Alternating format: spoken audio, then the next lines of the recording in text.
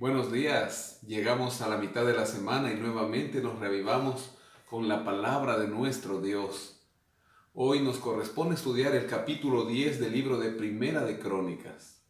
Mientras el libro de Primera de Samuel dedica 20 capítulos para hablar del rey Saúl, Primera de Crónicas solamente dedica uno, y es este capítulo que estudiaremos hoy. Aunque los últimos versículos del capítulo anterior, el día de ayer desde el versículo 35, podemos leer que habla de los descendientes de Saúl y también de dónde desciende él.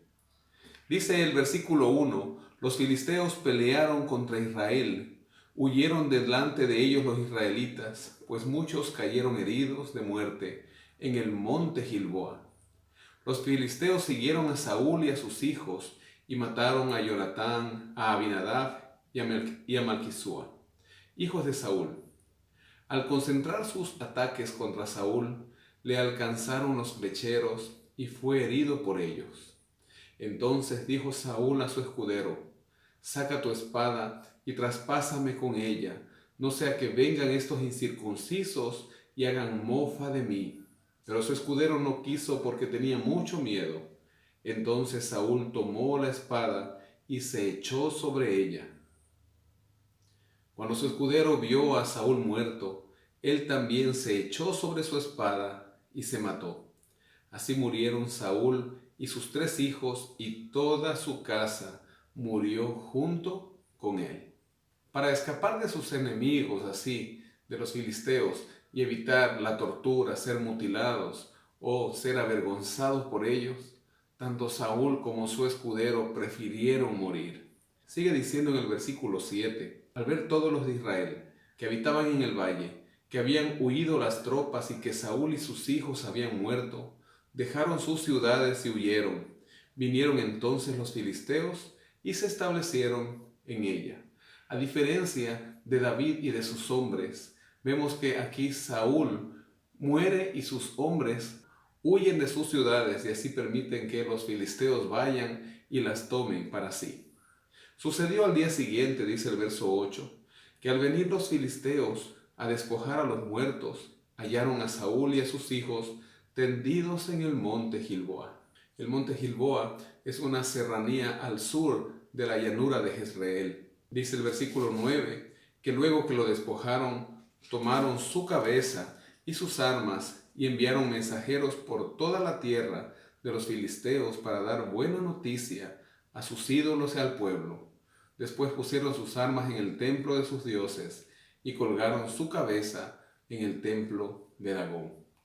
Y cuando oyeron los de Jabes de Galaad lo que habían hecho los filisteos con Saúl, se levantaron todos los hombres valientes, tomaron el cuerpo de Saúl y los cuerpos de sus hijos y los trajeron a Jabes. Enterraron sus huesos debajo de una encina en Jabes y ayunaron 7 días, haciendo así duelo por Saúl, por sus hijos y por el pueblo.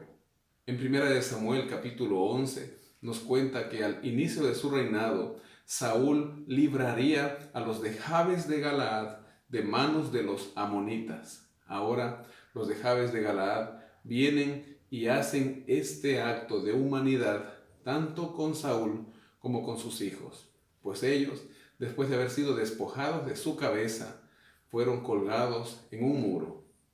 Dice el versículo 13, así murió Saúl a causa de su rebelión con que pecó contra Jehová, contra la palabra de Jehová, la cual no guardó, y porque consultó a una adivina y no consultó a Jehová.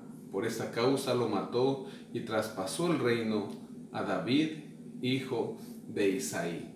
Aquí podemos ver la caída de un grande, un hijo de Dios, Saúl, que fue ungido por el Señor, pero tristemente, al final de sus días, en vez de llegar a la cúspide de su vida y mantenerse ahí, cayó de la manera más terrible, pues pecó contra el Señor. Pecar contra el Señor es irse en contra de Él de cualquier manera. Él, siendo rey, creyó tener todo el poder para hacer como a Él le parecía. Hoy nosotros también podemos meditar en este texto y ver, no somos reyes, pero a veces queremos cumplir la palabra de Dios como a nosotros nos parece y no como el Señor manda. Momento de meditar, ¿verdad? Momento de ver en qué estamos fallando y de hacer conforme a lo que Dios quiere que hagamos. Hoy, que es mitad de semana, ponte a cuentas con Dios y sigamos caminando con Él. Que el Señor te bendiga.